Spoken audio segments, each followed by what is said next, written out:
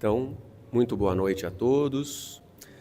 Com muita alegria, com muito prazer, estamos aqui com vocês hoje para apresentar um tema e, como em todo propósito feliz, a gente começa com uma oração.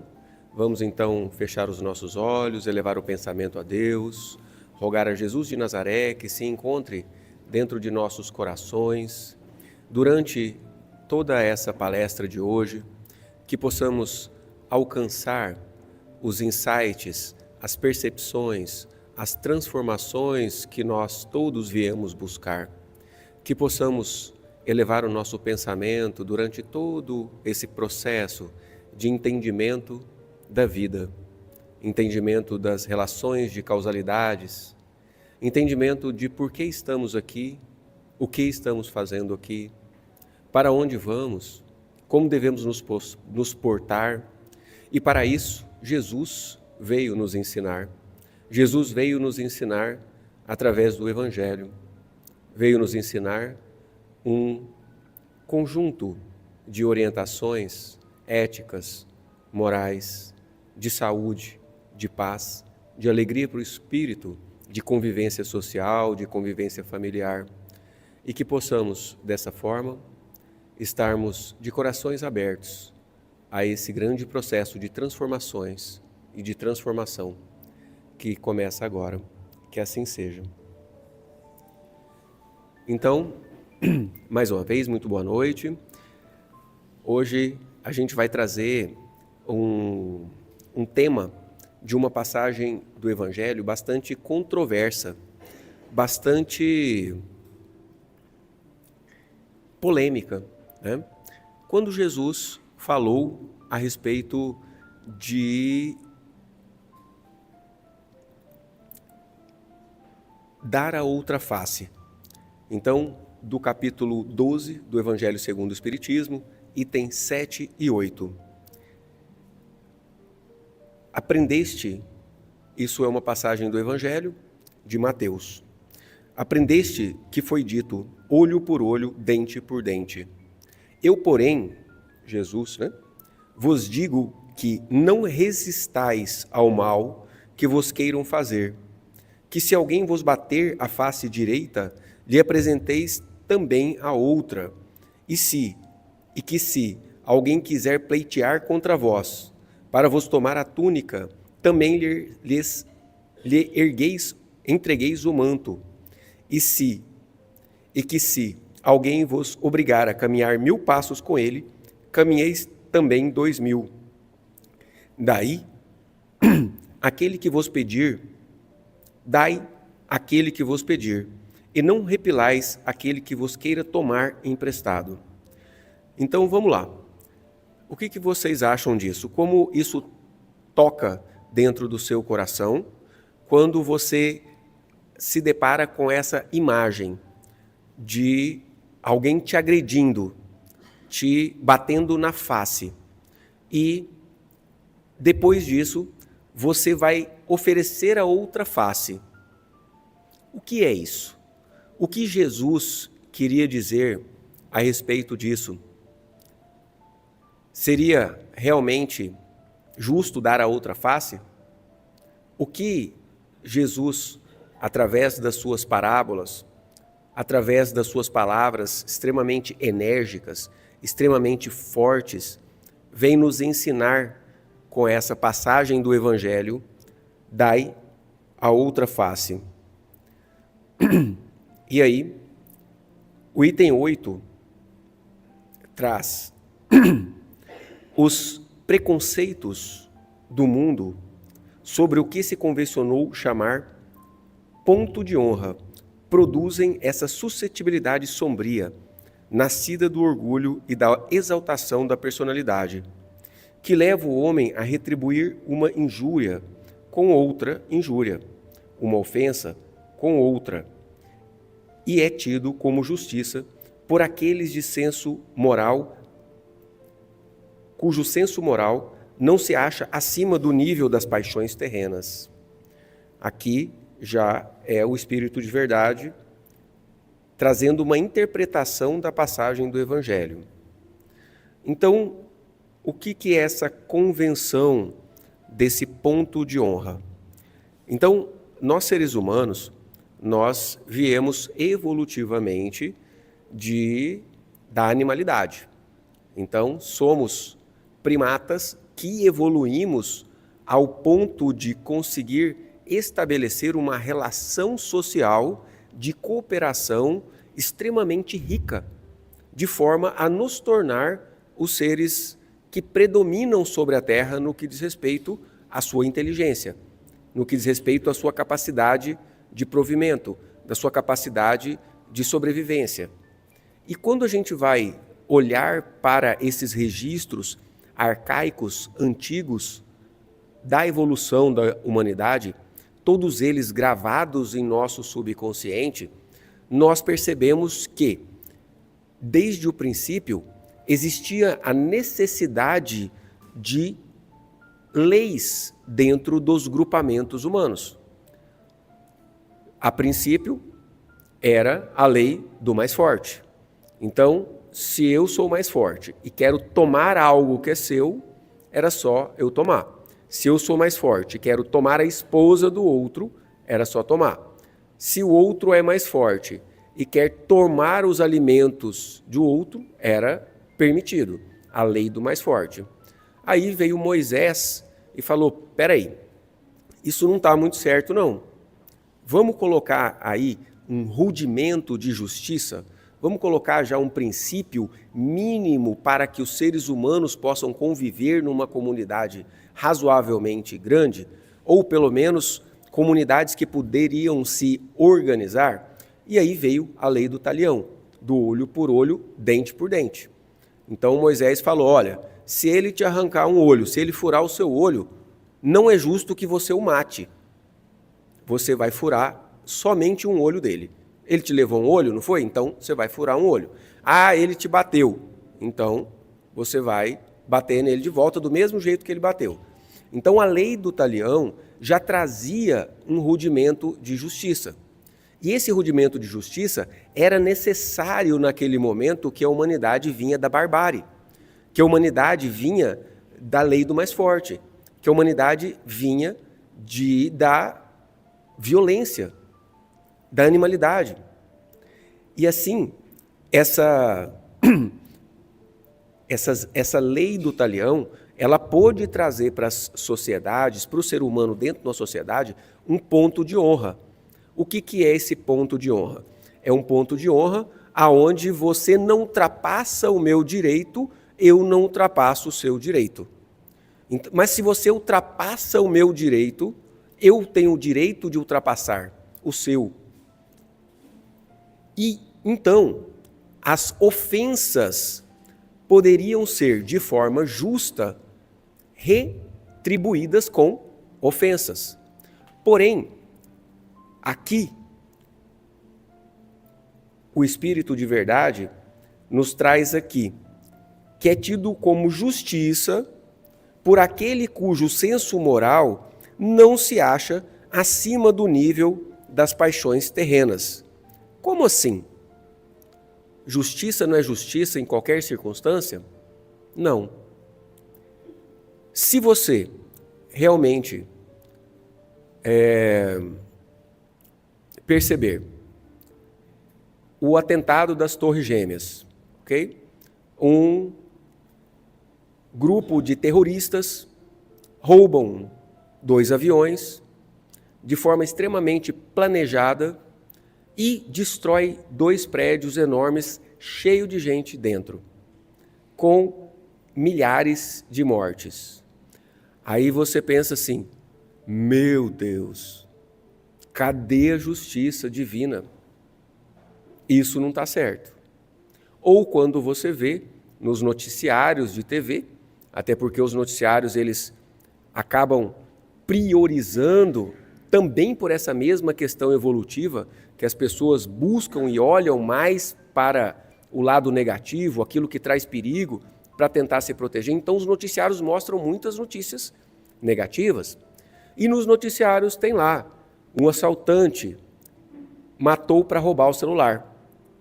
A mulher não deu o celular, o assaltante deu 2 tiros nela, ela caiu morta e está lá o marido e as crianças chorando em casa. Aí você pensa, meu Deus, cadê a justiça?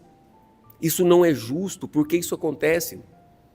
Quando você vê, até quando não é um ser humano fazendo mal contra outro ser humano, mas você vê uma criança de 1, 2, 3 anos de idade, desenvolveu uma leucemia, um câncer grave que mata ela depois de 1 ou 2 anos.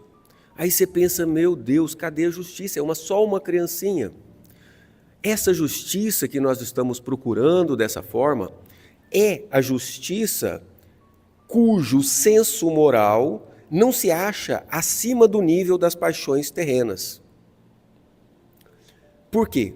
O senso moral que se acha acima das paixões terrenas, das necessidades terrenas, na lei do olho por olho, dente por dente, dentro de uma justiça que eu só estou enxergando uma encarnação, de fato, não vai conseguir ver algo justo ou benevolente, se a gente considera um Deus justo e benevolente, em uma criança com câncer, ou em um latrocínio, ou em uma guerra, aonde crianças são assassinadas, famílias sendo tomadas os seus locais, as suas casas. Porém, quando a gente começa a perceber, a sentir, a acessar as vidas passadas, e não precisa ser um gênio para perceber que, se a gente estava aí vivo, vamos supor 150, 200 anos atrás, a gente pegou a humanidade como? Como é que estava a humanidade 150 anos atrás? A justiça era boa? Não. Se você pegar 70 anos atrás, já não tinha muita justiça. A lei do mais forte ainda predominava, por exemplo, no coronelismo, onde alguém tomava a terra do outro porque tinha mais poder de fogo. Mas se a gente pegar 100, 150, 200, 300, 400 anos atrás, era barbárie. E quem é que estava encarnado lá? Euzinho, você, cada um de vocês. E aí, no meio daquela bagunça, no meio daquela barbárie, o que nós fizemos uns com os outros? Carregamos em nossas mãos armas. Derramamos o sangue de cada um dos nossos irmãos. Especialmente aqueles que se nos vinculam com esses vínculos mais fortes existenciais. Por exemplo, um vínculo do matrimônio. É uma das pessoas que mais tem dívida com você, o seu marido e a sua esposa. Ah, não, doutor, mas... falei doutor porque eu sou médico, mas... Jim, não tem as almas gêmeas? Não tem uma gente que vem numa encarnação missionária? É minoria, talvez 1%. A grande maioria de nós nos vinculamos através da necessidade de reparação. Marido e mulher, filhos. Filhos são pessoas que possivelmente a gente abandonou no passado. Pessoas com as quais a gente tem uma responsabilidade muito grande. E aí, Deus, em sua infinita bondade, através da autoralidade até artística de Jesus Cristo, falou para fazer, vem o filho. E aí o seguinte, como eles vêm da animalidade, eles têm que ter no mínimo uma noção de família. Eles têm que ter no mínimo uma noção que para sobreviver a espécie, tem que cuidar dos rebentos, dos filhos. Assim como um leão. O leão é um bicho extremamente poderoso, agressivo. Ele destrói a sua caça ali. Mas o filhotinho dele, ele cuida. Por quê? Porque ele sobrevive. Então, Deus usou essa nossa habilidade transgeracional de preservação da espécie para trazer agora um filho que foi o seu assassino. Um filho que você assassinou numa encarnação passada, alguém que te traiu, te roubou todos os bens e que te matou, agora vem dentro de casa como seu marido, como a sua esposa.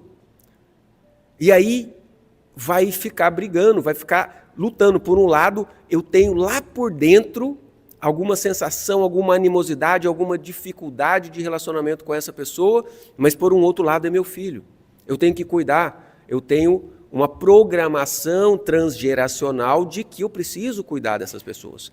Então, quando a gente vai olhar um pouquinho mais adiante, um pouquinho mais antes, e que a gente remete às encarnações passadas, a gente pode perceber com clareza que a justiça existe.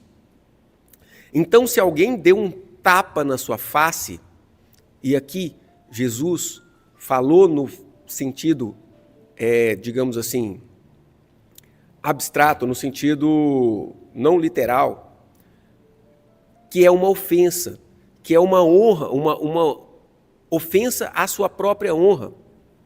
É sinal que alguma coisa você deve. E se você bater de volta o tapa, o que vai acontecer com a dívida?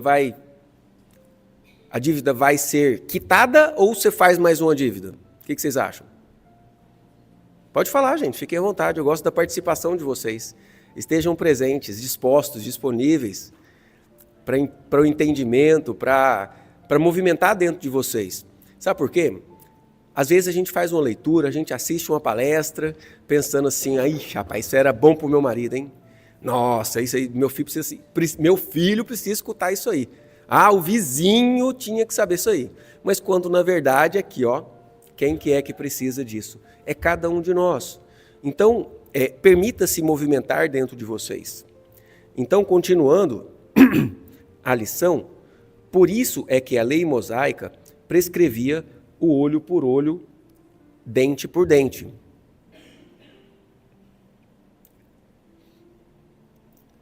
De harmonia com a época em que Moisés vivia. Veio então o Cristo e disse, retribuí o mal com o bem. E disse ainda, não resistais ao mal que vos queiram fazer. Se alguém vos bater a face, apresentai-lhe a outra. Ao orgulhoso, esse ensino parecerá uma covardia, porquanto ele não compreende que haja mais coragem em suportar um insulto do que tomar uma vingança. E não compreende porque sua visão não pode ultrapassar o presente. Então, o que seria realmente mais difícil hoje, no nosso atual estado evolutivo? A gente perdoar ou a gente revidar? O que vocês acham? O que exigiria de uma pessoa mais coragem? Revidar ou perdoar? Perdoar. Exige mais coragem, exige mais capacidade. Porém, é necessário que esses preceitos, esses conceitos sejam trabalhados, sejam vivos dentro da gente em cada situação do dia a dia. Dever-se-á, entretanto, tomar ao pé da letra esse preceito de Jesus, continua no Evangelho segundo o Espiritismo, no item 8. Tampouco quanto o outro que manda se arranque o olho, quando for a causa de escândalo. Não foi isso que Jesus falou? Ai de quem for causa de escândalo. Vai arrancar o olho dessa pessoa? Não. Levado o ensino às suas últimas consequências, importaria ele de condenar toda repressão, mesmo legal, e deixar livre o campo aos maus, isentando-os de todo e qualquer motivo de temor. Se lhes não pusesse um freio às agressões, bem depressa todos os bons seriam vítimas. O próprio instinto de conservação é uma lei da natureza. Obsta a que alguém estenda o pescoço ao assassino. Enunciando, pois, aquela máxima, não pretendeu Jesus interdizer toda a defesa, mas condenar a vingança, dizendo que apresentemos a outra face aquele que nos haja batido numa. Disse sob outra forma, que não se deve pagar o mal com o mal, que o homem deve aceitar com humildade tudo o que seja de molde a lhe abater o orgulho, que maior glória lhe advém de ser ofendido do que de ofender, de suportar pacientemente uma injustiça do que de praticar alguma, que mais vale ser enganado do que ser um enganador, arruinado do que arruinar aos outros. Meu Deus, isso está difícil, hein? Mais vale ser enganado do que ser um enganador. Mais vale ser arruinado do que ser quem arruina a outra pessoa. Mais vale ser aquele que recebe uma ofensa. E por que mais vale? O que vocês acham? Pode dizer. Por que não vale a pena? Você disse não vale, porque não vale a pena revidar. E por que não vale a pena?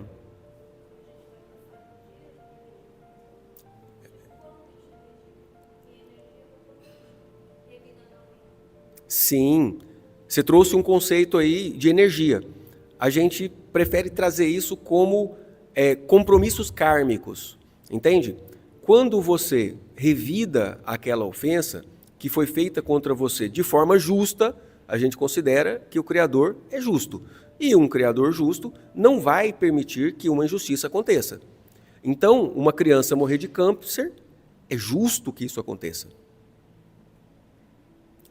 Um assaltante assassinar uma pessoa, por mais maluco que pareça, é justo que isso aconteça para a evolução da humanidade, para a evolução de cada um daqueles espíritos. Deus cria a a lei da ação e reação, aonde o plantio é opcional, mas a colheita é absolutamente obrigatória. É, ao mesmo tempo, a condenação do duelo, que não passa de uma manifestação de orgulho. Somente a fé na vida futura e na justiça de Deus, que jamais deixa impune o mal, pode dar ao homem forças para suportar com paciência os golpes que lhe sejam desferidos nos interesses e no amor próprio. Daí vem o repetirmos incessantemente: lançai para adiante o olhar, quanto mais vos elevardes pelo pensamento, acima da vida material, tanto menos vos magoarão as coisas da terra. Então, é necessário que essas vicissitudes, essas dificuldades, essas contendas que acontecem na vida cotidiana sejam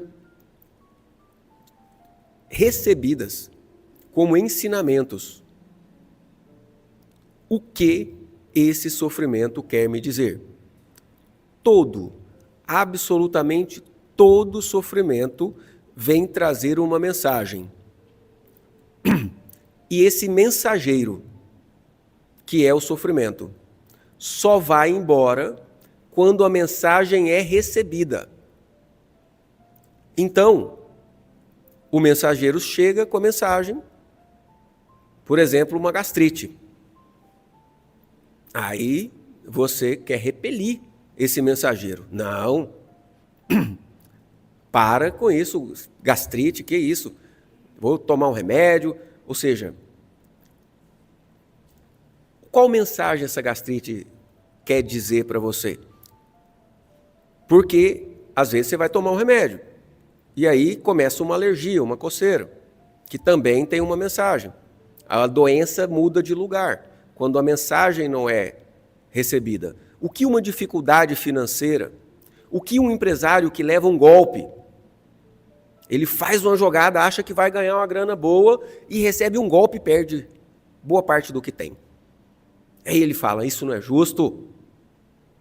Mas talvez a mensagem disso seja a própria esperteza que ele estava ali. Ele estava fazendo uma jogada onde ele ia ganhar muito dinheiro e ia subtrair dinheiro de pessoas. E ele acabou recebendo um golpe. Essa gastrite pode estar te falando para parar com a bebida alcoólica. Essa gastrite pode estar te falando para exercitar mais a paciência com os seus funcionários, com os seus colegas de trabalho, onde você fica nervoso, com raiva, e a gastrite começa a te queimar. Então, todo sofrimento vem trazer uma mensagem. É necessário que a gente receba essa mensagem. A gente não pode conceber um Deus punitivo que lá de cima fica lançando um raio em quem pecou e tem os seus preferidos, que esses são protegidos. Não. É um Deus de infinita bondade e justiça. Então, não só ele é justo, mas como ele é bom. E sendo bom, até o sofrimento que manda, até o tapa na cara que você leva, veio para o seu bem. Que é um bem, geralmente, de qual mensagem os tapas na cara que a gente leva na vida? É a mensagem da humildade. É a mensagem da humildade. É a mensagem de entender que, olhando para o céu no meio da noite, você olha que é tanto de estrela, essa grandeza toda. Você estuda meia hora de fisiologia, você vê a complexidade que é um corpo. E aí a gente querendo ter controle de tudo. Não, isso não podia ter acontecido, Deus errou comigo. Mas como?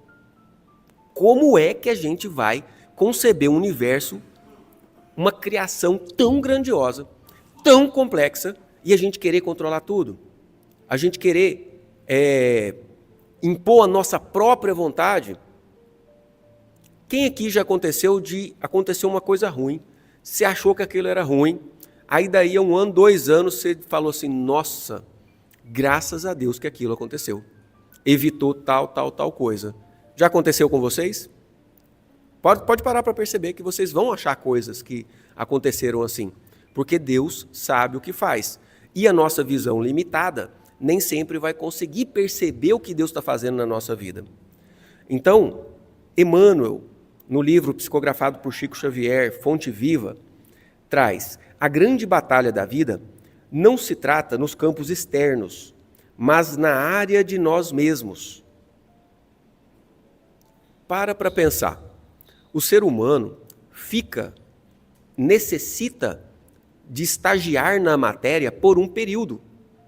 Nós viemos do informacional, nós viemos do espiritual. Nós habitamos por um período no material. Para quê? É para comer, beber, pagar conta? O que vocês acham? Comer, beber, pagar conta é necessário? Muito. É o motivo final de tudo isso? O que vocês acham? Não, não é. Então, a batalha de todos nós, o grande motivo de existir da criação divina, que Jesus pegou, colocou, desde que a terra era uma bola incandescente, fez os mares, fez as florestas, fez as plantas, colocou o sol para nutrir as plantas, colocou os seres para se alimentar das plantas, para chegar bilhões de anos depois e a gente está aqui evoluindo a essência, o espírito, a mente, conteúdos internos. Todo o resto são, entretantos, são mecanismos pelo qual as coisas acontecem. Então Emmanuel traz: a grande batalha da vida não se trata nos campos externos, mas na arena de nós mesmos. E quantas vezes a gente recebe uma ofensa? Olha bem, a gente recebe uma ofensa. Um colega de trabalho que, por exemplo, conta uma mentira, sabota, por exemplo, um trabalho que você ia fazer, para levar vantagem, no sentido de que alguém vai receber promoção, se ele não conseguir, né? Então, o colega de trabalho pega e sabota alguma coisa que você está fazendo ali, com o objetivo de interesse próprio. E aí, a sua reação diante disso é tão extravagante, é tão intensa, é tão destruidora, que você não consegue recuperar o trabalho que você estava fazendo. Que você não consegue se posicionar dentro daquele trabalho que você ia fazer. Por causa de uma pessoa. Você entra dentro do seu trabalho morrendo de ódio e não consegue produzir. E é o que mais acontece com os seres humanos.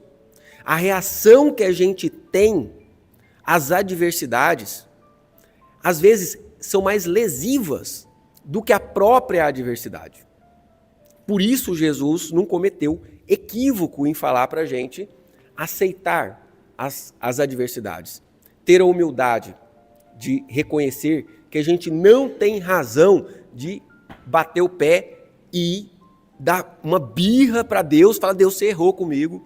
Por quê? Porque essa birra, de um modo geral, ela é mais lesiva à sua qualidade de vida, às suas relações e aos seus objetivos futuros do que aquela própria ofensa que aquela pessoa fez contra você.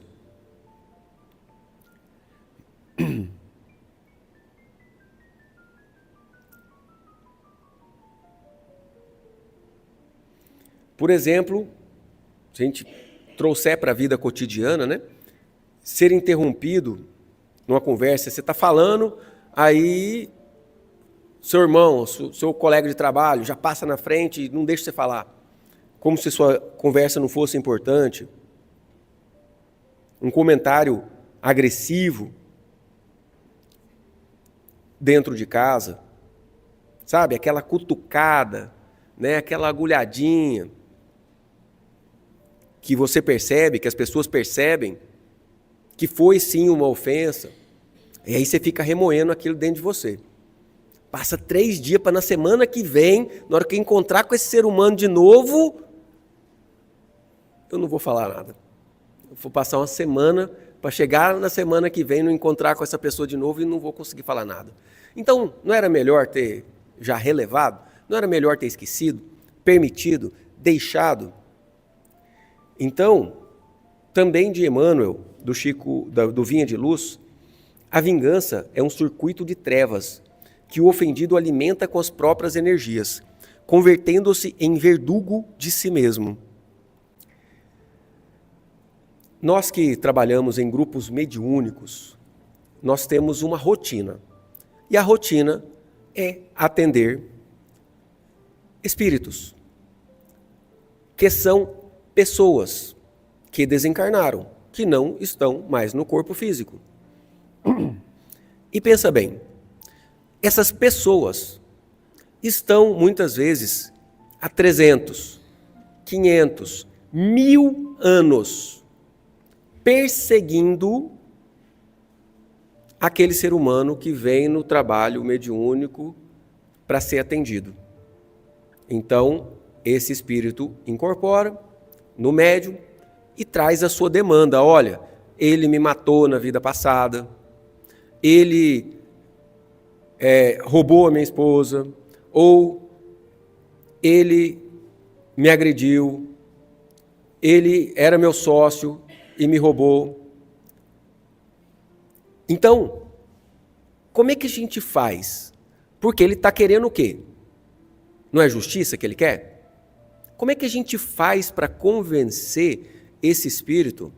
E eu estou falando de um espírito que parou tudo por 500, 300, 1000 anos para uma vingança. E por quê? Porque ele não teve esse mínimo conceito prévio que a gente está tendo aqui. O que a gente faz? Via de regra, a gente, dentro do processo e conduzido pelos mentores espirituais, nós damos um comando para acessar aonde isso começou. Então, peraí, ele te deve tanto assim, ele te matou, não foi? Então vamos onde isso começou. E aí, isso abre uma tela na frente daquela entidade que está ali incorporada, aonde mostra que em encarnação anterior, ele matou várias crianças. E entre essas crianças estava esse que na encarnação posterior matou ele. Então, via de regra, Chico Xavier já falava isso, para a gente alternar de vítima e algoz é só uma questão de passar uns aninhos para trás, uns aninhos para frente, que a gente vai achando a nossa posição de vítima e de algoz. Então, por isso Jesus falou que era melhor ser vitimizado, não vitimista, mas sofrer uma injúria do que causar essa injúria, porque o sofrimento de uma injúria sendo recebida com resignação, não só vai estar construindo uma personalidade inabalável, mas também vai estar quitando dívidas, né? Um vizinho que reclama do seu cachorro, né?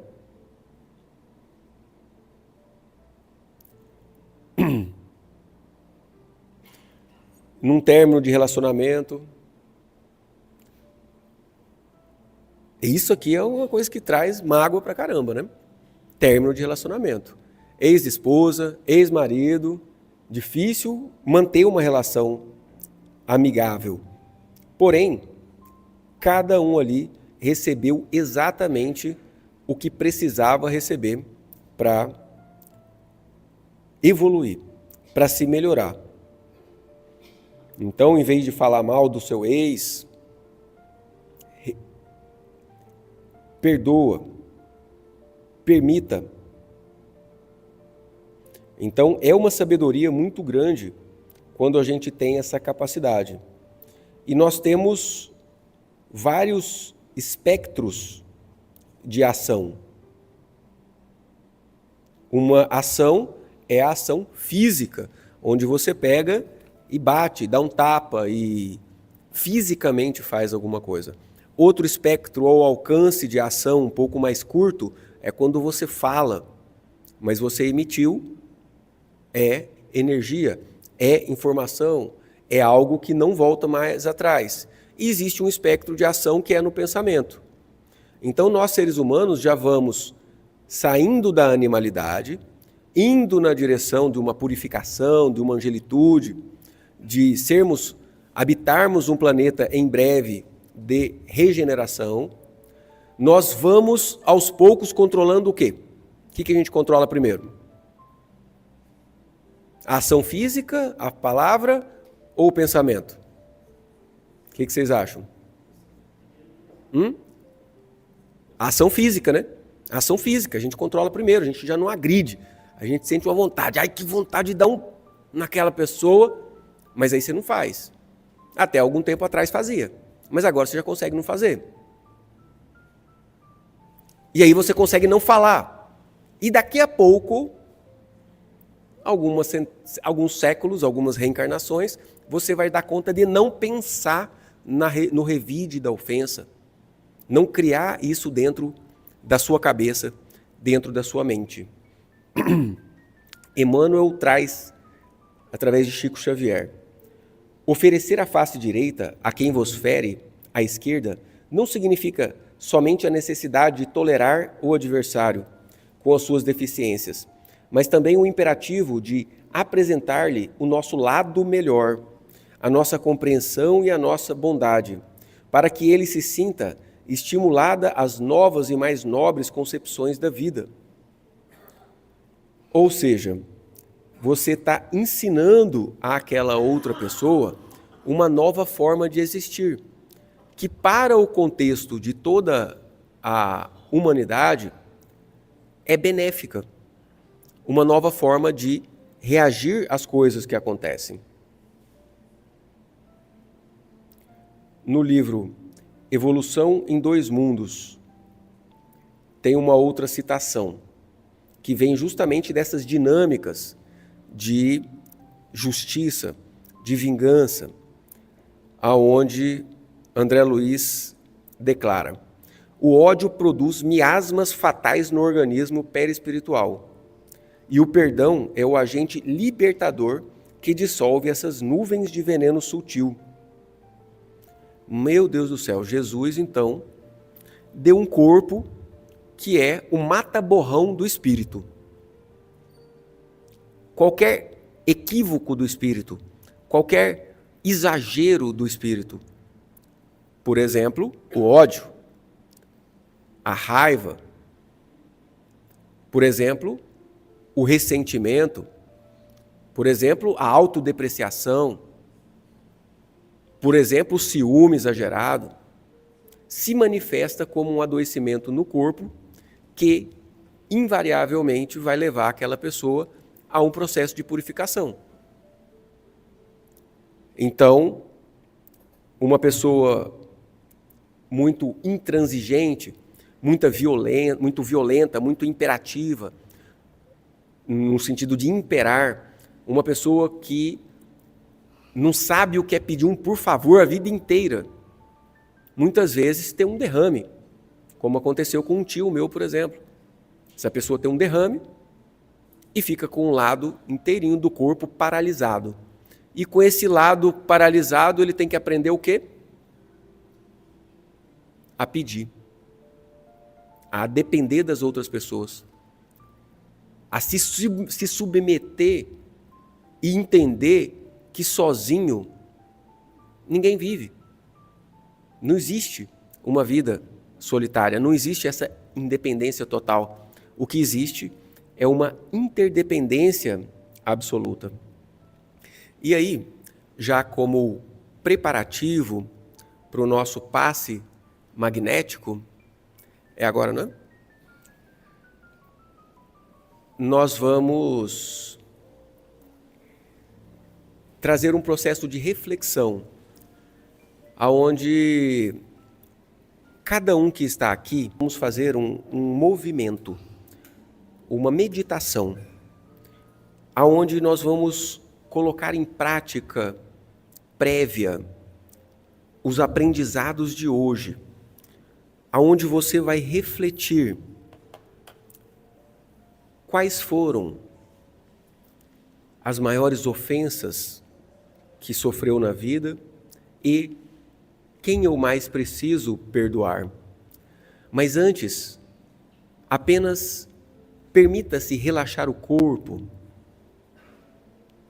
respirar profunda e lentamente, sentindo a sua própria respiração, o ar que entra e sai dos seus pulmões, se abstendo totalmente de intenções ainda, apenas entregando na mão de Deus todas as suas demandas, todas as suas necessidades, coisas que você tem que fazer depois.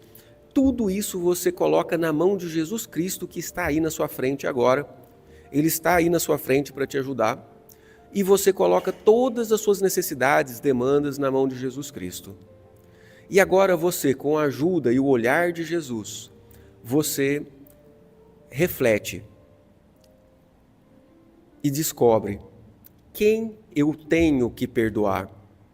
Qual foi a ofensa maior que já houve na minha vida? Talvez tenha sido de alguém muito próximo. Talvez tenha sido de um irmão, de uma irmã. Talvez tenha sido até do próprio pai, da própria mãe, o marido, a esposa, um ex. Talvez tenha sido algo lá da infância. Algo que te rasgou a sua honra, que te humilhou. E que por muitos anos você fingiu que não era nada. Você fingiu que isso não aconteceu. Tentou colocar uma pedra em cima disso, quando na verdade o perdão não é uma pedra. O perdão é quando você consegue se lembrar do ocorrido, sem mais se ressentir, sem mais se magoar. E agora, com esse objetivo sincero de perdoar, de abrir mão daquela vingança interna, você olha agora para essa pessoa que te ofendeu. E lá dentro do seu coração, enfim, você olha com carinho, você olha com amor, dizendo do fundo do seu coração, está tudo bem que foi assim. Algo eu fiz para merecer o que passei. E pela justiça e bondade divina, eu recebo tudo do jeito que foi. E sigo muito mais leve para ser feliz em minha vida.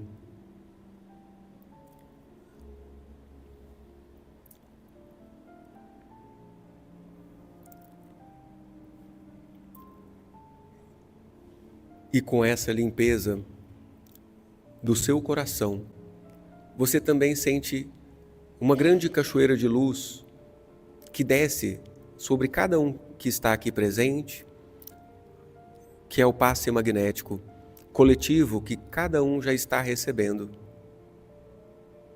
alinhando os centros de energia relacionados à mente, à comunicação, às emoções, relacionado à força do trabalho, à alegria, à criatividade. Cada centro de energia se preenche com uma grande luz divina, branca, intensa, vibrante, radiante, que desce do alto, da bondade do Criador, a todos aqueles que abrem o coração e a mente para recebê-las.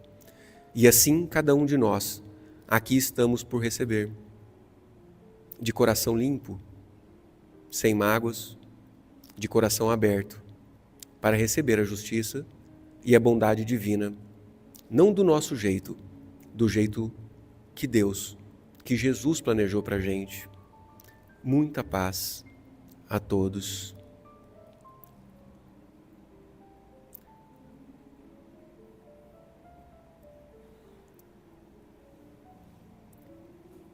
Concluindo o passe, agradecemos a todos a presença,